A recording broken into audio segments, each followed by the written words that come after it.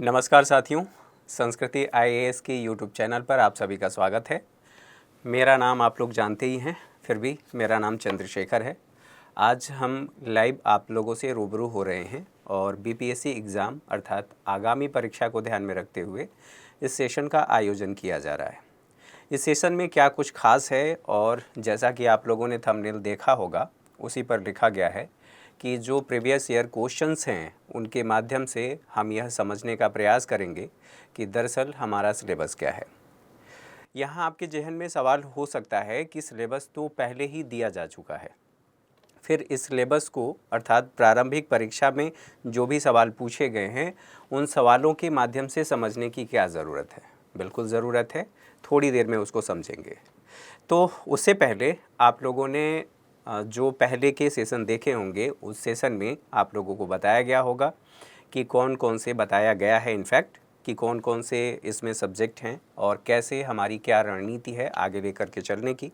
तो उन सभी विषयों पर पहले ही बात हो चुकी है, तो वहाँ पर हम टाइम नहीं ख़राब करते हैं और सीधे सीधे अपने सवाल पर आते हैं, अपने विषय पर बात करते हैं, अर्थात टू द पॉइंट बात करते हैं कि दरअसल इस सेशन का उद्देश्य क्या है।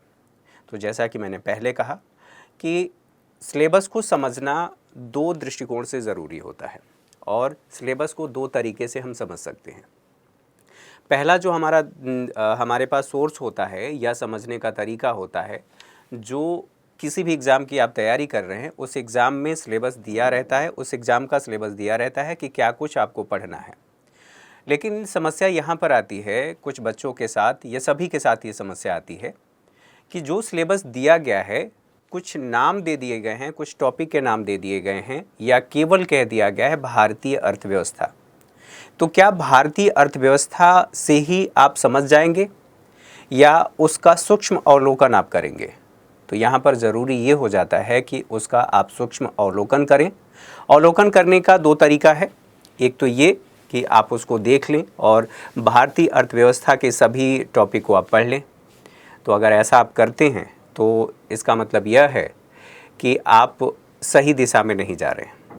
तो फिर उसके लिए क्या करना होगा? तो दूसरा तरीका ये है कि हम ये देखते हैं कि अभी तक प्रारंभिक परीक्षा में या मुख्य परीक्षा में कौन कौन से ऐसे सेगमेंट हैं जहां से सवाल पूछा गया है और उसको आधार बना करके और हम ये मान लेते हैं कि दरअसल इस सेगमेंट से क्वेश्चन पूछे गए हैं और इसलिए भविष्य में भी पूछे जा सकते हैं। तो इन्हीं सभी बातों पर आज के सेशन में हम चर्चा करेंगे। चर्चा करने के साथ साथ एक बार हम सिलेबस को देख लेंगे कि सिलेबस में भारतीय अर्थव्यवस्था जो मैं कराने वाला हूँ क्या क्या बातें और कौन कौन से टॉपिक उसमें शामिल हैं। तो किसी भी एग्ज़ाम की तैयारी के लिए ज़रूरी है कि आप सिलेबस देखें। सिलेबस इसलिए ज़रूरी है क्योंकि वो ये आपको बताता है कि क्या नहीं पढ़ना है। ज़रूरी ये नहीं है कि आप ये जानें कि क्या पढ़ना है, ज़रूरी ये है कि क्या नहीं पढ़ना है। तो इसी बात को ध्यान में रखते हुए यहाँ पर एक बार हम सिलेबस को देख लेते हैं। तो जैसे ही आप अपने मोबाइल के गूगल का जो टैब है उसमें जाएंगे, आप केवल बीपीएससी टाइप करेंगे तो बीपीएससी टाइप करते ही आप लोगों को कुछ ऐसा पेज दिखाई देगा, अर्थात इस आकार प्रकार का पेज दिखाई देगा। यहाँ पर पहले से ही ये दिखा रहा है कि ये अपडेटेड है, सिलेबस है और इसके लिए यहाँ पर टैब बना हुआ है, एक होम पेज है। होम पेज में आपको कुछ इस प्रकार से दिखेगा। उसके साथ साथ आप यहाँ पर देखेंगे सिलेबस आपको दिखाई देगा। सिलेबस पर केवल आपको यहाँ पर क्लिक करना है और आपका सिलेबस खुल करके आ जाएगा कि क्या कुछ आप लोगों को पढ़ना है। जो यहाँ परिवर्तन हुआ है उस परिवर्तन को भी आप देख पाएंगे, क्या कुछ यहाँ पर बातें बताई गई हैं। तो चलिए एक बार सिलेबस को देख लेते हैं और सिलेबस में जो भारतीय अर्थव्यवस्था से संबंधित जो टॉपिक है उसको हम देख लेते हैं कि क्या इसमें कहा गया है। तो यहाँ पर देखें जो अपडेटेड है वो सिलेबस बताया गया है। परीक्षा के पैटर्न के बारे में लगभग आप लोगों को सारी जानकारियाँ हैं, फिर भी यहाँ पर ध्यान रहे हम केवल आज के सेशन में प्रारंभिक परीक्षा की बात कर रहे हैं, हम मुख्य परीक्षा की बात नहीं कर रहे हैं। तो हमारा दायरा वहीं तक सीमित रहेगा, ये भी आप लोगों को ध्यान रखना है। तो यहाँ प्रारंभिक परीक्षा वो 2 घंटे का होता है जिसमें सामान्य अध्ययन से संबंधित 150 प्रश्न होते हैं। सभी प्रश्नों के समान अंक हैं और जो नेगेटिव मार्किंग है 0.25 है, ठीक है। अब ये बताया गया है कि कैसे आप लोगों का एग्ज़ाम का पैटर्न है, मतलब यहाँ पर कितने प्रश्न पत्र होंगे मुख्य परीक्षा में, हम इसकी बात नहीं कर रहे हैं। हम सीधे चलते हैं अपने जो जो प्रारंभिक परीक्षा से संबंधित जो सिलेबस है उसको देख लेते हैं। तो यहाँ पर देखें, प्रारंभिक परीक्षा में ये बताया गया है, ये प्रारंभिक परीक्षा का है सामान्य अध्ययन। इसमें बताया गया है कि कौन कौन से विषय होंगे। उन विषयों में सबसे पहले आप लोगों को सामान्य मानसिक योग्यता यहाँ पर दिया गया है, सामान्य भूगोल के बारे में बता रहा है। और यहीं पर आप लोगों को बताया गया है, सामान्य भूगोल के आगे आप देखेंगे भारत की राज्य व्यवस्था और आर्थिक व्यवस्था के बारे में यहाँ पर बताया गया है। साथ ही साथ आज़ादी के पश्चात बिहार की अर्थव्यवस्था के प्रमुख परिवर्तन के बारे में आपसे पूछा जाएगा। तो यहाँ पर दो बातें ध्यान रखनी है, एक तो ये भारतीय अर्थव्यवस्था के बारे में आपसे पूछा जाएगा। दूसरी महत्वपूर्ण बात यह है कि आज़ादी के पश्चात या स्वतंत्रता के पश्चात आप कह सकते हैं बिहार की अर्थव्यवस्था में क्या परिवर्तन हुआ है। तो यहीं से आप लोग ये सुनिश्चित कर पाएंगे कि दोनों ही आप लोगों को ध्यान रखना है। बिहार स्पेशल भी आप कह सकते हैं, उसकी अर्थव्यवस्था, उससे संबंधित बातें। तो ये तो बातें आपको समझ में आ गई। जब आप मुख्य परीक्षा में जाएंगे तो यहीं पर आप लोगों को दिखाई देगा कि वह भारतीय अर्थव्यवस्था और भूगोल दोनों को एक साथ यहाँ पर लिया गया है। मुख्य परीक्षा की बात कर रहा हूँ, अभी यहाँ पर मैंने प्रारंभिक परीक्षा की बात की। तो इन बातों को समझने के बाद अब सीधे आते हैं कि हम इसमें क्या देखने वाले हैं। तो एक तो हमने देख लिया ये जो बातें लिखी गई हैं, क्या यहाँ से आपको कंफर्म हो रहा है कि आपको कौन कौन से टॉपिक पढ़ने हैं? बिल्कुल नहीं, मेरे हिसाब से नहीं, आपके हिसाब से हो सकता है कि आपने अगर इस पर काम किया हो, पहले पढ़ा हो या आपने देखा हो, प्रश्न पत्र देखा हो, तो आपको पता चलेगा कि हाँ ये बातें इसमें शामिल हैं, इन सेगमेंट से प्रश्न पूछे जाते हैं। लेकिन अगर आपने नहीं किया है तो फिर आपके लिए दिक्कत हो सकती है। तो उसी सूक्ष्म अवलोकन के लिए हम यहाँ पर बात करने वाले हैं कि कौन कौन से टॉपिक से प्रश्न पूछे गए हैं, और वो हम देखने वाले हैं प्रारंभिक परीक्षा के जो प्रश्न आए हैं उनसे। यहाँ पर कुछ आगे की सूचना ये है कि बीपीएससी के लिए प्रारंभिक और मुख्य परीक्षा के लिए फाउंडेशन बैच जो है वो शुरू किया जा रहा है। ये नया बैच आरंभ किया जाएगा। यह 4 सितंबर 2023 7 PM से ये स्टार्ट होगा। तो आप अपने आप को इनरोल करा सकते हैं। आगे बढ़ते हैं और यहाँ पर देख लें, भारतीय अर्थव्यवस्था में जो अर्थव्यवस्था का स्वरूप है उससे पहला प्रश्न है। तो यहाँ पर नेचर ऑफ इकोनॉमी से आपसे प्रश्न पूछा गया है, तो इससे आप डिसाइड कर पाएंगे कि यहाँ से भी प्रश्न आए हैं और ये आप लोगों का जो सिलेबस है उसमें शामिल है। तो ये पूछा गया है भारत में नियोजित अर्थव्यवस्था आधारित है। अब इंग्लिश में, in India planned economy is based on, यहाँ पर socialist system, mixed economy, capitalist system और गांधीयन सिस्टम। यहाँ पर हिंदी में समाजवादी व्यवस्था पर, मिश्रित अर्थव्यवस्था पर, पूंजीवादी व्यवस्था पर, गांधीवादी व्यवस्था पर। आई होप आप लोगों ने अपना आंसर चूज कर लिया होगा। आप लोगों ने पहले से ही इसको देख लिया है, समझ लिया है, तो आप लोगों ने चूज कर लिया।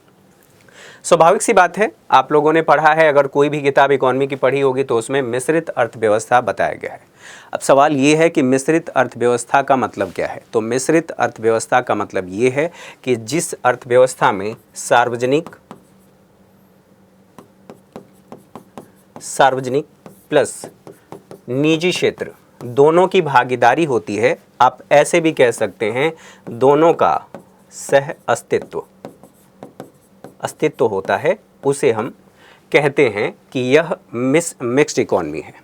अच्छा, यहाँ ये तो बात है ही, मिक्स्ड इकोनॉमी, सार्वजनिक निजी भागीदारी ये तो होती ही है। आपको ये भी ध्यान रखना है कि पूंजीवादी और समाजवादी दोनों के लक्षण इसमें दिखाई देते हैं, तो उसको भी हम कहते हैं, उस आधार पर भी व्याख्या की गई है। लेकिन इसकी जो सही व्याख्या होगी, इसमें पूंजीवादी और समाजवादी दोनों की विशेषताओं को शामिल किया गया है। इसलिए भारतीय अर्थव्यवस्था को कहा जाता है कि यह मिश्रित अर्थव्यवस्था है या मिक्स्ड इकोनॉमी है। तो यहाँ तक बातें समझ में आ गई। अब समाजवादी व्यवस्था की विशेषता क्या है, ये सब सारी बातें फाउंडेशन बैच में, और जो पूंजीवादी अर्थव्यवस्था है उसकी विशेषता क्या है, इन दोनों को आप वहाँ पर पढ़ेंगे। तो जो हमारे स्वतंत्रता आंदोलन के बाद, स्वतंत्रता प्राप्ति के बाद जो हमारे देश के नेता थे, उनके सामने एक सबसे बड़ा चैलेंज ये था कि भारत की अर्थव्यवस्था को कैसी अर्थव्यवस्था बनाई जाए जिससे हमारे दोनों उद्देश्यों को पूरा किया जा सके। तो जो नेहरू जी थे उनका झुकाव समाजवाद की तरफ था, लेकिन पूर्णतः समाजवाद को नहीं अपनाया जा सकता था, इसलिए दोनों व्यवस्थाओं को अपनाया गया। इस व्यवस्था में जब सार्वजनिक क्षेत्र की बात होगी तो वो कौन कौन सा काम करता है, तो यहाँ पर आप लोगों का सवाल हो सकता है। तो आर्थिक निर्णय लेने का कार्य सार्वजनिक क्षेत्र करता है, साथ ही साथ उसके पूरक के रूप में जो निजी क्षेत्र है अर्थात मांग और आपूर्ति को सुनिश्चित करने का काम निजी क्षेत्र के द्वारा किया जाता है। तो एक ये बात है। यहाँ पर यह भी ध्यान रखना है कि आर्थिक निर्णय लेने के साथ साथ जो समाज कल्याण है वह भी जिम्मेदारी सरकार की होती है अर्थात सार्वजनिक क्षेत्र की होती है। तो आप इसको ऐसे कहेंगे,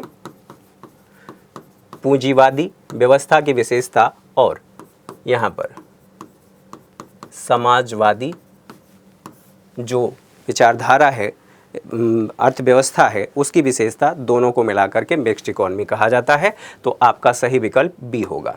आगे बढ़ें। भारत को एक अल्प विकसित देश कहा जाता है उसकी, अब यहाँ पर नियोजन की आवश्यकता के कारण, तीव्र गति से जनसंख्या में वृद्धि के कारण, कृषि पर अधिक निर्भरता के कारण, और चौथा कह रहा है औद्योगिक उन्नति की मंद गति के कारण। तो ये जब पूछा गया है, आप देखेंगे 40वीं जो बीपीएससी प्रारंभिक परीक्षा हुई थी उसमें पूछा गया था, ये 1995 में पूछा गया था। तो आप प्रश्न के नेचर को समझ पा रहे हैं कि कैसे परिवर्तन हो रहा है। यहाँ पर देखें, नियोजन की आवश्यकता के कारण, यहाँ पर ये बिल्कुल नहीं होगा। अब आगे, तीव्र गति से जनसंख्या में वृद्धि के कारण, तो यहाँ पर आपका जो है दूसरा सही होगा। कृषि पर अधिक निर्भरता, आज भी कृषि पर निर्भरता लगभग 58% के आसपास जो हमारी पॉपुलेशन है वो कृषि क्षेत्र पर निर्भर है। औद्योगिक उन्नति की मंद गति के कारण, स्वाभाविक सी बात है कि भारत का जो औद्योगिक क्षेत्र है 3 क्षेत्रों में बांटा जाता है, जिसे आप प्राथमिक, द्वितीयक और तृतीयक कहते हैं। प्राथमिक में कृषि से संबंधित जो गतिविधियां हैं, जो द्वितीयक सेक्टर है जिसमें आप निर्माण और विनिर्माण कहते हैं, और तीसरा जिसे सेवा क्षेत्र कहा जाता है, सेवा क्षेत्र को और 2 भागों में बांट करके देखा जाता है जिसे चतुर्थ और पंचम भी कहा जाता है। बहरहाल यहाँ पर जो हमारा औद्योगिक क्षेत्र है वो उतना उन्नत अवस्था में नहीं है, इसी वजह से हमारा जो निर्यात है वो भी नहीं हो पाता उतना, और हमारी विदेशी मुद्रा भंडार पर भी इससे प्रभाव पड़ता है। बहरहाल औद्योगिक उन्नति हमारी मंद गति के कारण ये कहा जाता है, और इस वजह से जो हमारा सेवा क्षेत्र है वो ज़्यादा मजबूत है, और भारत को सेवा अर्थव्यवस्था या सर्विस इकोनॉमी के रूप में भी जाना जाता है। तो यहाँ पर आप लोगों को ध्यान रखना है कि दूसरा, तीसरा और चौथा इसमें सही है। तो आपका सही विकल्प यहाँ पर डी होगा। तो यहाँ पर भी आप लोग इंग्लिश में भी देखेंगे, और इंग्लिश वाले बच्चे भी, इंग्लिश मीडियम के जो हैं वो भी सॉल्व करने की कोशिश करेंगे। आगे बढ़ते हैं, अगला प्रश्न देख लेते हैं। अगला प्रश्न क्या कह रहा है, भारतीय अर्थव्यवस्था में संयुक्त क्षेत्र क्या अभिप्राय है, संयुक्त क्षेत्र का क्या अभिप्राय है। तो यहाँ आप देखिए, जो आपसे पूछा गया था, जो पहले क्वेश्चन में हमने बात किया था कि सार्वजनिक और निजी क्षेत्र की भागीदारी, जो निजी क्षेत्र है वो पूंजीवादी अर्थव्यवस्था को बताता है, उसकी विशेषता को बताता है, और जो यहाँ पर सार्वजनिक क्षेत्र है वह समाजवादी व्यवस्था को बताता है। तो यहाँ जो लगातार परिवर्तन हुआ है, यह 40वीं जो बीपीएससी एग्ज़ाम हुआ था अर्थात 1995 में, उसमें ये प्रश्न पूछा गया है। तो एक बार देख लेते हैं, भारतीय अर्थव्यवस्था में संयुक्त क्षेत्र का क्या अभिप्राय है। ए कह रहा है किसी उद्यम में सरकार का अंश 60% से अधिक है। बी कह रहा है कोई भी वस्तु सरकार एवं निजी दोनों क्षेत्रों में उत्पादित है। और सी कह रहा है यह सहकारिता क्षेत्र का दूसरा नाम है। और डी कह रहा है किसी उद्यम में सरकारी एवं निजी क्षेत्र दोनों का ही सम्मिलित दायित्व है। तो स्वाभाविक सी बात है, अगर आप लोगों ने इसे पढ़ा है तो आप लोग इसको बहुत अच्छे से कर पाएंगे, चीज़ें आप लोगों को पता है, ठीक है। तो इसमें जो आपका सही विकल्प है, आप लोग इसमें डी लगाएंगे, क्योंकि किसी उद्यम में सरकारी एवं निजी क्षेत्र दोनों का ही सम्मिलित दायित्व होता है, इसीलिए इसको कहा गया है संयुक्त क्षेत्र, ठीक है। यहाँ पर joint responsibility of the government and private sector in any enterprises, यहाँ पर तो आपका डी विकल्प इसमें सही होगा। आई होप आप लोग इसे देख पा रहे होंगे, समझ पा रहे होंगे। जितने बच्चे हैं वो एक बार रिस्पॉन्ड भी करें।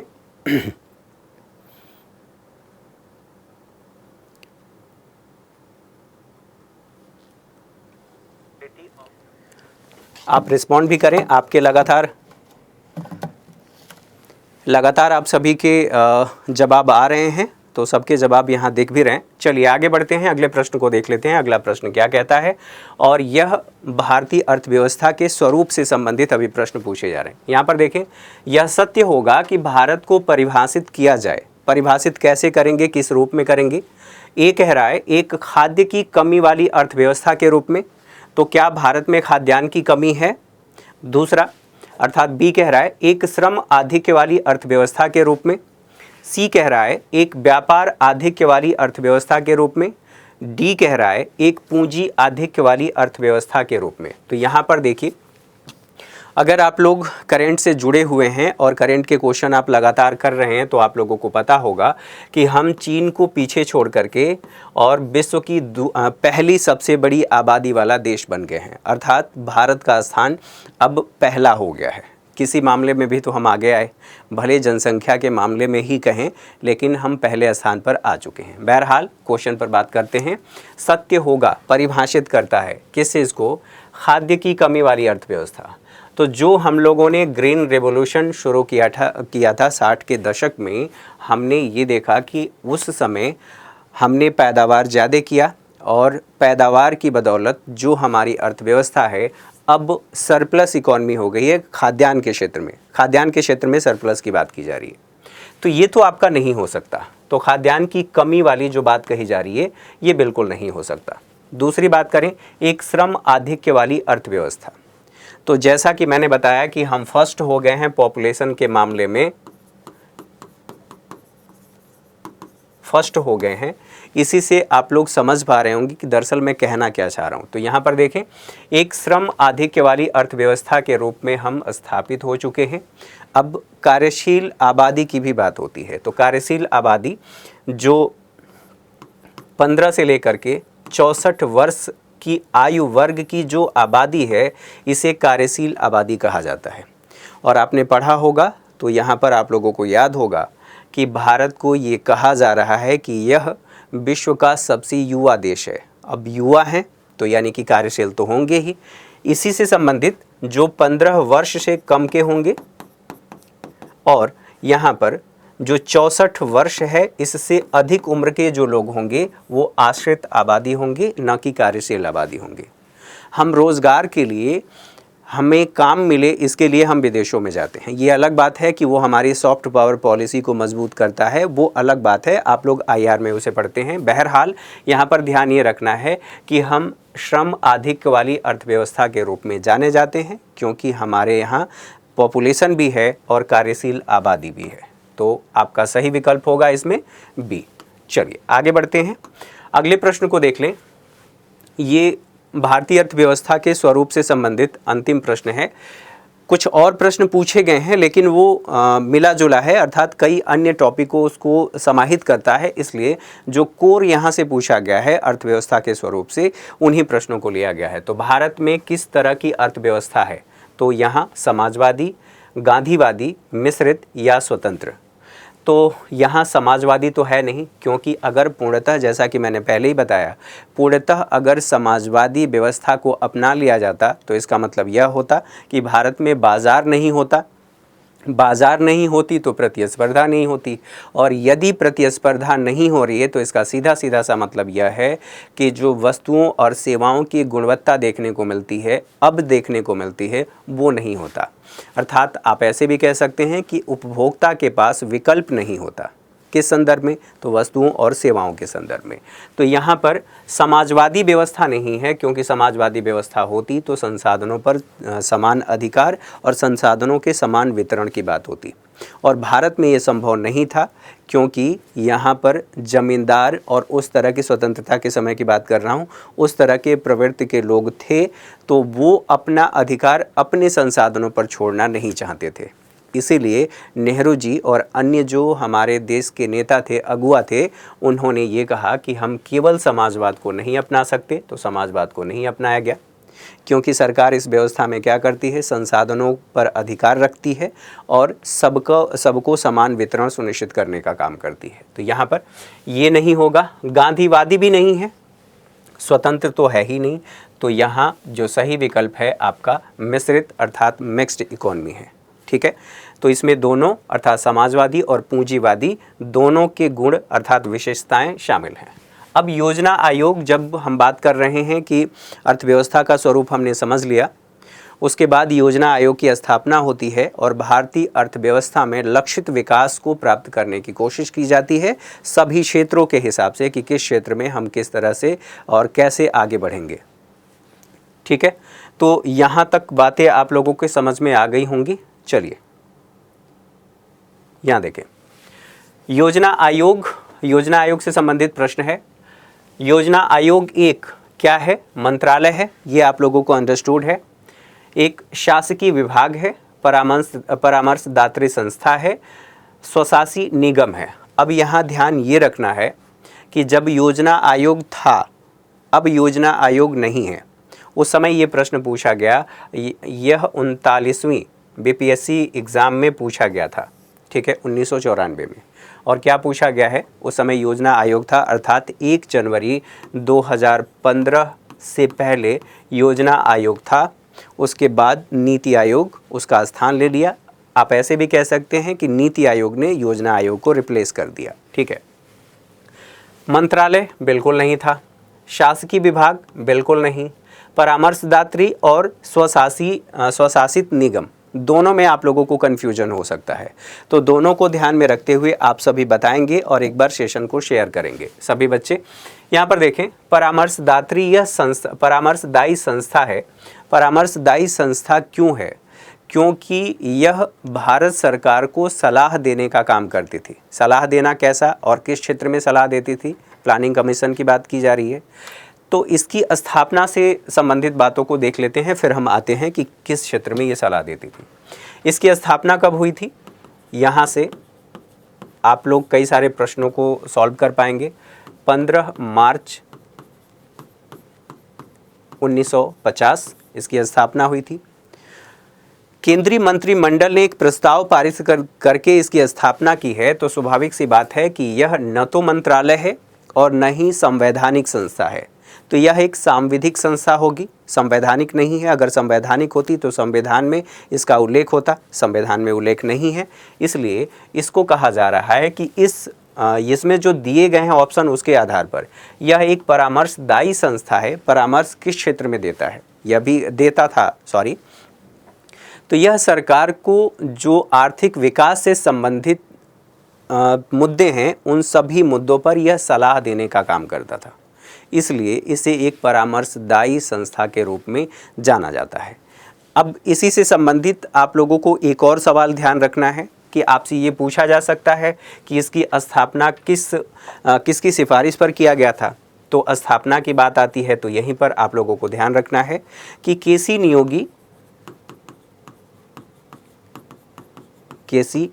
नियोगी इनकी अध्यक्षता आप कह सकते हैं, एक सलाहकारी निकाय का गठन किया गया था। ये सलाहकारी निकाय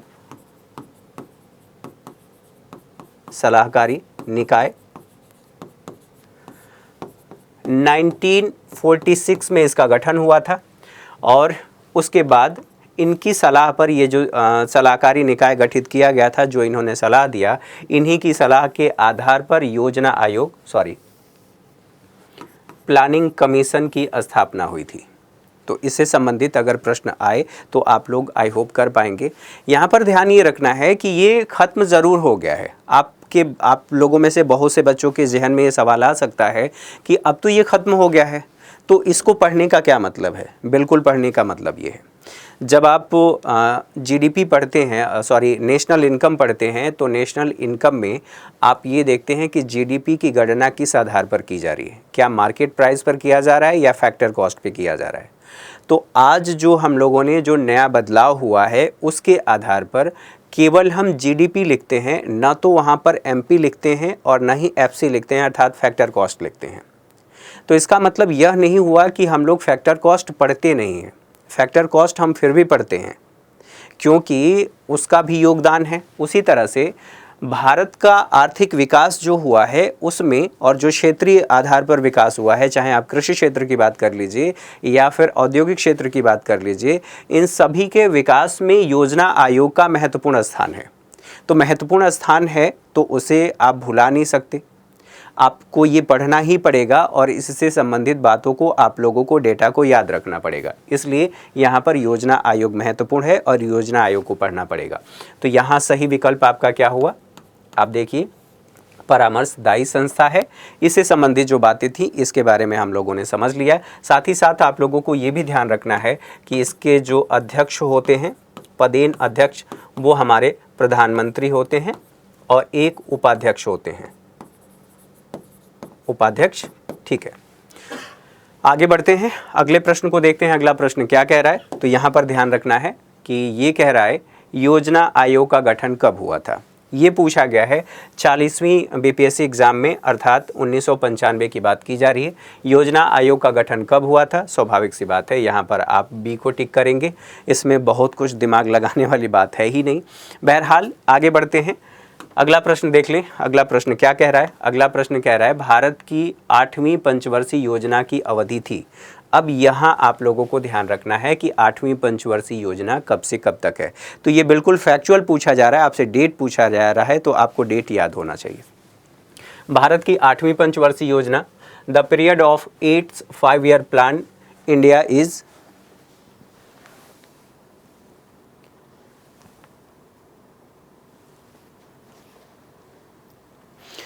चलिए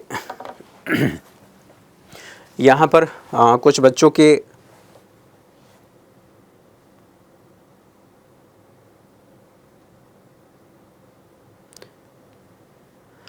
हाँ बिल्कुल, जय किशन पटेल और कुछ और बच्चों के यहाँ पर सवाल आ रहे हैं। फ़िलहाल कुछ सवाल ऊपर चले गए हैं तो अभी उनको नहीं ले सकते। बहरहाल ध्यान ये रहे कि आप परीक्षा से संबंधित ही प्रश्न पूछें, बाकी इधर उधर के प्रश्न पूछने की कोशिश न करें, क्योंकि फिर बाकी बच्चे जो पढ़ने वाले हैं उनका समय खराब होगा। तो यहाँ पर 8वीं पंचवर्षीय योजना की अवधि के बारे में पूछा गया है, ये तो है हो नहीं सकता, ये भी नहीं है, आपका सी आंसर सही है। 1992 से लेकर के 1997 तक 8वीं पंचवर्षीय योजना, बिल्कुल फैक्चुअल क्वेश्चन पूछा गया है, तो आप इसे ध्यान रखेंगे। आगे बढ़ते हैं, अगला प्रश्न देख लें। अगला प्रश्न क्या कह रहा है,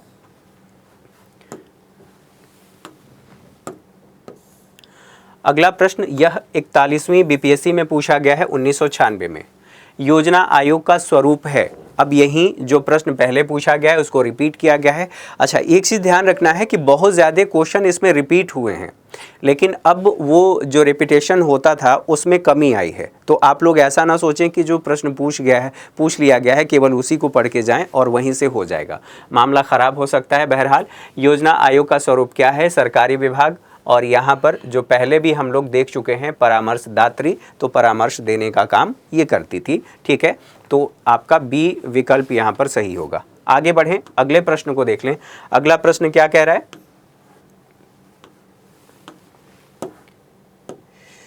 देखिए अगला प्रश्न कह रहा है भारतीय योजना आयोग का पदेन अध्यक्ष होता है।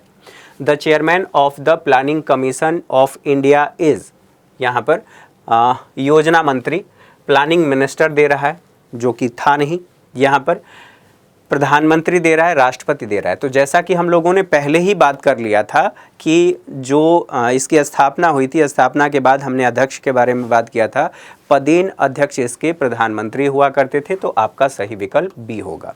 आगे बढ़ें, अगले प्रश्न को देख लें। आपके जहन में ये आ रहा होगा कि बहुत शायद लल्लू टाइप प्रश्न है, लेकिन हाँ इसी से मेरिट बनती है और मेरिट अब ज़्यादा जाने लगी है। मेरिट को ध्यान में रख करके प्रश्न के नेचर में न जाएं। अभी ये पहले के प्रश्न हैं, जब आगे के अर्थात 2022-23 के बारे में हम देखेंगे, उन प्रश्नों को देखेंगे तो समझ में आएगा कि नहीं अब प्रश्न का लेवल जो है काफ़ी सुधर गया। बहरहाल योजना आयोग एक है संवैधानिक निकाय। अब देखिए उसमें जो आपसे पूछा गया था वो परामर्शदात्री संस्था पूछा गया, अर्थात विकल्पों में अंतर था। यहाँ पर विकल्प अलग है और ये ऑप्शन ये दे रहा है कि एक संवैधानिक निकाय है, तदर्थ निकाय है, असंवैधानिक निकाय है, और डी कह रहा है इसमें से कोई नहीं। स्वाभाविक सी बात है, मैंने आप लोगों को पहले ही बताया कि संवैधानिक निकाय नहीं है, क्योंकि संविधान में इसका उल्लेख नहीं है। जो केंद्रीय मंत्रिमंडल थी एक प्रस्ताव पारित करके इसका गठन किया था। तो इसलिए सही विकल्प इसका होगा कि यह एक असंवैधानिक निकाय है, जिसे नॉन कॉन्स्टिट्यूशनल बॉडी भी कहते हैं इंग्लिश में। तो इन बातों को आपने समझ लिया। चलिए आगे बढ़ते हैं, अगले प्रश्न को देख लेते हैं। अगला प्रश्न क्या कह रहा है, यहां पर देखें।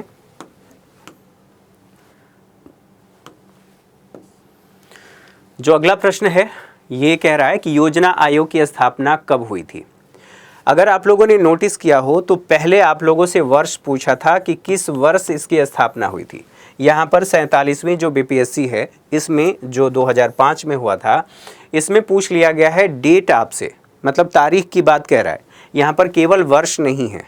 तो यहाँ पर देखें 10 मार्च 1950, और आप इसके आधार पर अगर जाएंगे कि 1950 में हुआ था तो आपका क्वेश्चन अगर डेट याद ना हो तो गलत हो सकता था। फिलहाल यहाँ 10 मार्च 1950, 15 मार्च 1950, 16 मार्च 1950, 20 मार्च 1950, तो सही विकल्प है 15 मार्च 1950 में इसकी स्थापना हुई थी। तो इससे संबंधित बातों को आप लोगों ने देख लिया। आगे बढ़ते हैं, अगले प्रश्न को देख लेते हैं। अगला प्रश्न क्या कह रहा है, यहाँ पर देखें। पांचवी योजना की कौन सी अवधि सत्य नहीं है। यहाँ पर पंचवर्षीय योजना की कौन सी अवधि सत्य नहीं है। तो आपसे अवधि के बारे में पूछा गया है। अगर आप लोगों को डेट याद है कि कौन सी पंचवर्षीय योजना कब से लेकर के कब तक चलाई गई थी, तो उसके आधार पर आप सही कर सकते हैं। तो जो प्रथम पंचवर्षीय योजना है 1951 से लेकर के 56 तक, द्वितीय पंचवर्षीय योजना 1956 से लेकर के 61 तक, तृतीय पंचवर्षीय योजना 1961 से लेकर के 1966 तक, चतुर्थ पंचवर्षीय योजना ये बता रहा है कि 1966 से लेकर के 71 तक। अब मैं ये देखना चाहता हूँ कि कितने लोग ऐसे हैं जो इसका सही जवाब दे पा रहे हैं। चलिए, काजल कुमारी और क्रैक यूपीएससी, पूजा रानी, कई लोगों ने बी बताया है कि बी इसमें अच्छा अर्थात द्वितीय पंचवर्षीय योजना के बारे में बताया जा रहा है। बहरहाल यहाँ पर ध्यान रखें 8 के बारे में आप बता रहे हैं, ठीक है।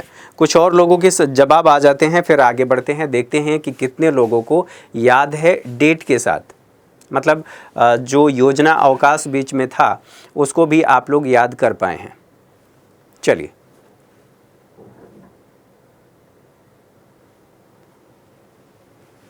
देखिए यहाँ पर जो प्रथम पंचवर्षीय योजना है 1951 से लेकर के 56 तक बिल्कुल सही है, ठीक है। द्वितीय पंचवर्षीय योजना अगर क्रम से चलेंगे आप तो सारी चीज़ें क्लियर हो जाएंगी, कहीं कोई दिक्कत नहीं आने वाली है। जो द्वितीय पंचवर्षीय योजना है वो कहा जा रहा है कि 1956 से लेकर के 61 तक। तीसरी जो पंचवर्षीय योजना है ये बताया गया 1961 से लेकर के 1966 तक। अब यहाँ पर जो दिया गया है चतुर्थ, अब इसी में आप क्रमशः लगाएंगे, लेकिन यहाँ पर महत्वपूर्ण बात यह है कि ये जो योजना है इन दोनों के बीच में जो चतुर्थ पंचवर्षीय योजना है और जो तीसरी पंचवर्षीय योजना है, दोनों के बीच में एक योजना अवकाश आया था। ये योजना अवकाश 1966 से लेकर के 1969 तक था। तो आप यहाँ पर योजना अवकाश, और ये 1966 से लेकर के 69 तक था। अब यहाँ से 1969 की बात करेंगे तो 1969 से बाकी आगे जोड़ लीजिए, ठीक है, और वो आपका हो जाएगा जो चौथी पंचवर्षीय योजना थी 1969 से लेकर के 1974 तक थी। तो यहाँ इसका जो सही डेट है 274, तो सही विकल्प आपका ये है, क्योंकि यहाँ आपसे पूछा गया है सत्य नहीं है, ठीक है। आगे बढ़ते हैं, अगले प्रश्न को देख लेते हैं। अगला प्रश्न क्या कह रहा है यहाँ,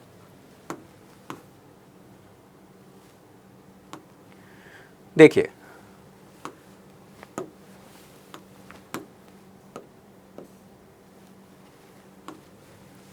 पंचवर्षीय योजना के मसौदे को अंतिम रूप से कौन स्वीकृति प्रदान करता है। यहाँ पर करता है पूछा गया है उस समय के हिसाब से जब ये पूछा गया है 40वीं बीपीएससी में पूछा गया है 1995 में। तो इसको ध्यान में रखते हुए आप लोगों को सही विकल्प बताना है।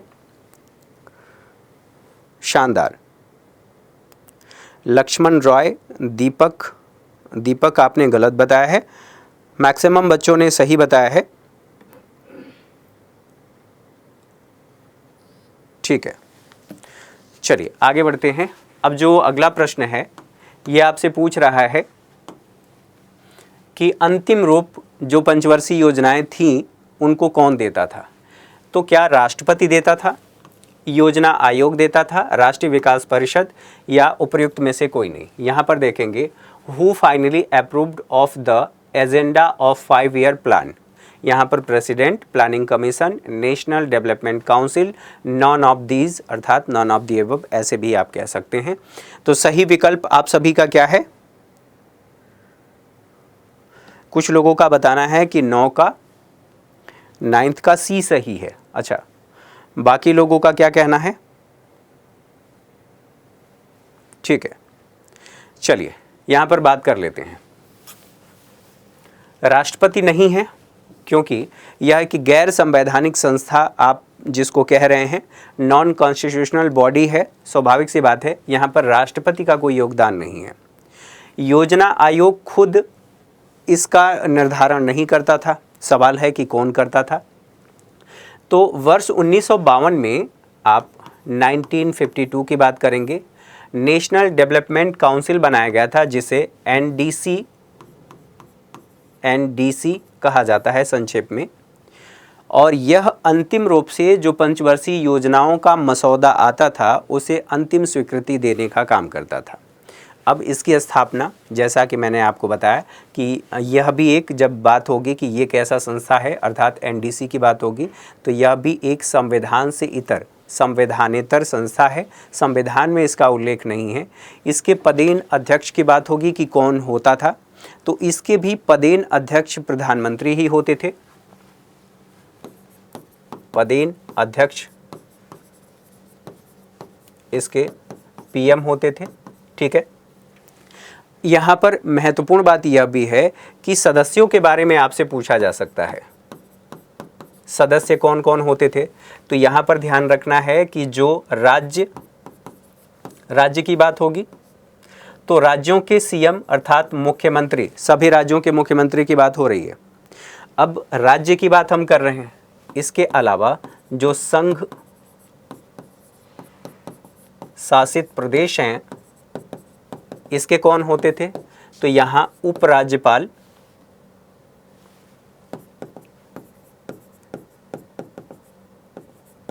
उपराज्यपाल भी शामिल होते थे। आप प्रशासक भी कह सकते हैं,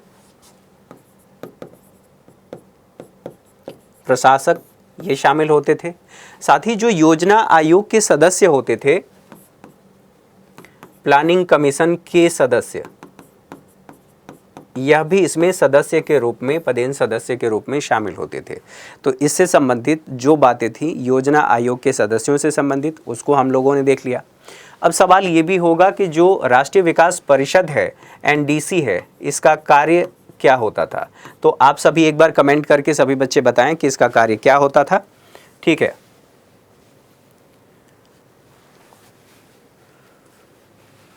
अब यहाँ पर देखें, इसी से आप इसका भी आंसर निकाल सकते हैं। पंचवर्षीय योजनाओं के मसौदे को अंतिम रूप से स्वीकृति देने का काम एनडीसी कर रहा है। तो इसका मतलब यह हुआ विकास से संबंधित जो भी विषय हैं उन सभी विषयों की ये विवेचना करेगा कि जो मसौदा दिया गया है, दरअसल उस मसौदे के आधार पर हम क्या सही मामले में उस क्षेत्र में विकास कर पाएंगे या नहीं कर पाएंगे, तो उसकी विवेचना करेगा। दूसरी बात, जब विवेचना करने के साथ ये कहा जा रहा है कि अंतिम स्वीकृति, तो इसका मतलब यह हुआ कि जो अंतिम स्वीकृति है यहाँ पर ये निर्णय ले रहा है, निर्णय लेने का काम कर रहा है। तो दोनों का मतलब यह हुआ कि विकास से संबंधित जो भी विषय हैं उन सभी विषयों पर न केवल ये, उन सभी विषयों का न केवल ये विवेचना करता था बल्कि उन पर निर्णय लेने का भी काम एनडीसी करता था, नेशनल डेवलपमेंट काउंसिल करता था, जिसे राष्ट्रीय विकास परिषद भी कहा जाता है। तो इससे संबंधित जो व्याख्या आप लोगों ने देखा सुना, उस व्याख्या के आधार पर अगर कोई सवाल पूछा जाता है तो निसंदेह आप उसे सॉल्व कर पाएंगे। तो अगले प्रश्न को देख लेते हैं। आप लोगों ने चुन लिया होगा, सही विकल्प आपका सी है। आगे बढ़ते हैं, अगले प्रश्न को देख लेते हैं। अगला प्रश्न क्या कह रहा है?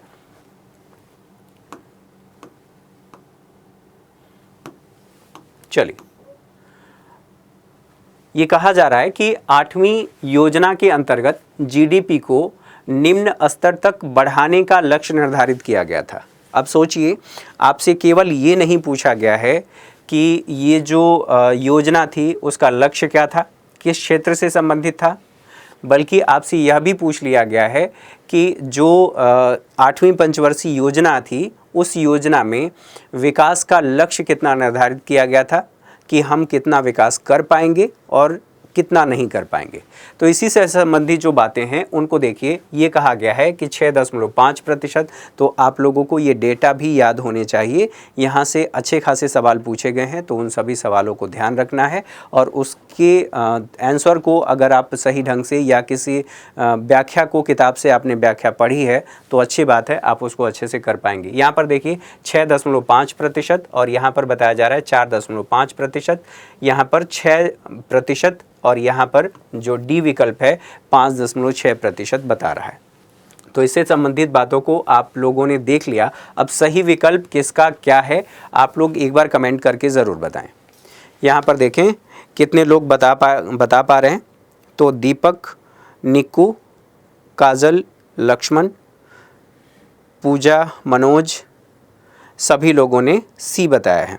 अच्छा, दरअसल सी इसमें सही नहीं है। जो सी 6% आप बता रहे हैं, यहाँ पर डी आपका सही आंसर है, 5.6 निर्धारित किया गया था। अच्छा, यहीं एक और चीज़ आप लोग ध्यान रखिए। जो नेशनल डेवलपमेंट काउंसिल के बारे में मैं बता रहा था, आपसे बैठकें पूछा जा सकता है कि कितनी बार और इसकी कितनी बैठकें हुई हैं। 57 के करीब बैठकें हुई हैं। इसमें जो पहली बैठक हुई थी उस बैठक की अध्यक्षता, चूँकि आपसे पूछा जा सकता है कि पहली बैठक की अध्यक्षता किसने की थी, तो पंडित जवाहरलाल नेहरू ने उस बैठक की अध्यक्षता की थी। कब हुआ था? तो 1952 में इसकी पहली बैठक हुई थी। अंतिम आपसे पूछा जा सकता है कि अंतिम बैठक, यहाँ पर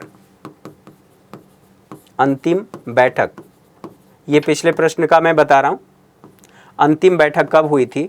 तो आप लोगों को याद होगा मनमोहन सिंह इनकी अध्यक्षता में अंतिम बैठक हुई थी। और इसी अंतिम बैठक के बाद जो योजना आयोग था वो ख़त्म हो गया। ये बैठक हुई थी, इसकी 57वीं संभवतः 57वीं है, 57 की बात होती है। यह 2012 में हुआ था। हाँ, 57th नंबर की बैठक हुई थी, वर्ष 2012 में हुआ था। ये भी आप लोगों को याद रखना है। तो चलिए, इसका सही विकल्प डी है। आगे बढ़ते हैं, अगले प्रश्न को देखते हैं। अगला प्रश्न क्या कह रहा है?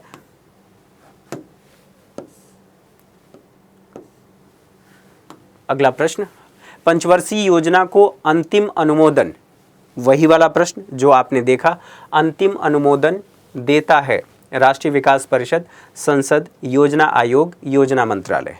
तो आप लोगों का सही विकल्प स्वाभाविक सी बात है कि राष्ट्रीय विकास परिषद होगा, अर्थात राष्ट्रीय विकास परिषद इसका अंतिम अनुमोदन देने का कार्य करता था। अभी करता था कि हम बात कर रहे हैं, क्योंकि अभी ये समाप्त हो चुका है। तो आज के सेशन में जो 2 टॉपिक हमारे थे, उन टॉपिक से संबंधित, अर्थात जो पंचवर्षीय योजनाएं हैं उन पंचवर्षीय योजनाओं से संबंधित और भारतीय अर्थव्यवस्था के स्वरूप से संबंधित जो प्रश्न थे उनको हम लोगों ने देख लिया। अगला जो सेशन होगा उसमें हम कृषि से संबंधित या नेशनल इनकम से संबंधित जो भी क्रमशः टॉपिक होंगे उनसे संबंधित प्रश्नों को शामिल करेंगे और उस पर हम बात करेंगे। तो बताने का उद्देश्य ये है कि ये जो टॉपिक हैं जहाँ से सवाल बनाए गए हैं, दरअसल वो सभी आपके सिलेबस में शामिल हैं। बिहार स्पेशल जब देखेंगे तो बिहार स्पेशल में हम देखेंगे कि कौन कौन सी योजनाएं हैं, योजनाओं से सवाल बनाया गया है और वहाँ की अर्थव्यवस्था में किस तरह से परिवर्तन हुआ है। उन सभी परिवर्तनों को समझने की कोशिश करेंगे, साथ ही साथ उन प्रश्नों को सॉल्व भी करेंगे, उसकी व्याख्या देखेंगे, जिससे आप लोगों का एक जो आगामी परीक्षा है उसकी रणनीति बनाने में और साथ ही साथ उसकी तैयारी करने में आप लोगों को सहायता मिलेगी। तो जो बताने का मेन उद्देश्य है कि प्रश्न हमें बताते हैं, जो मैंने शुरू में आपसे कहा था कि सिलेबस तो हमारे पास है, लेकिन सिलेबस वेल डिफाइंड नहीं है। वेल डिफाइंड नहीं है तो आप प्रश्न को देखेंगे और प्रश्न को देख करके जो एग्ज़ामिनर और आपके बीच में सेतु का काम करता है प्रीवियस ईयर क्वेश्चन, उसको लेते हुए अपनी रणनीति आगे की बना पाएंगे। तो आज के सेशन में मेरे साथ इतना ही। अगली क्लास में मुलाकात होगी। उम्मीद है आप लोगों को ये सेशन पसंद आया होगा, अच्छा लगा होगा। अपनी प्रतिक्रियाएं ज़रूर दें। हमारा बैच शुरू होने वाला है, फाउंडेशन कोर्स शुरू होने वाला है। इसी के आधार पर हम आगे सभी चीज़ों को लेकर चलने वाले हैं। तो आज के सेशन में इतना ही। Thank you for watching. Thank you very much.